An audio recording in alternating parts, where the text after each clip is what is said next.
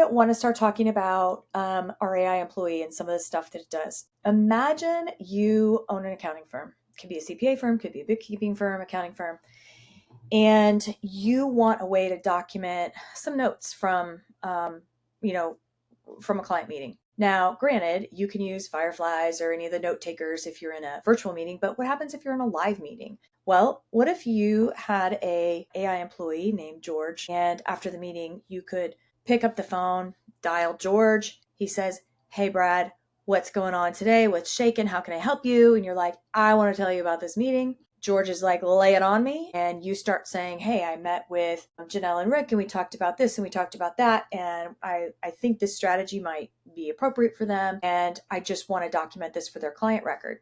And George is like, "Cool, perfect. What do you want me to do with it?" And George will transcribe that and actually attach it to the client record inside Cajabra, or George can email it to an admin to put in Practice CS or whatever practice management software you use. Or the other thing George can do is, maybe you're the managing partner, an accountant in your firm is also working on that client. So maybe you also want to say, "Yeah, and George, will you also email a copy of that to Chris Jones?" Because you want to make sure that that accountant knows what you talked about with the client that he's also working with you on.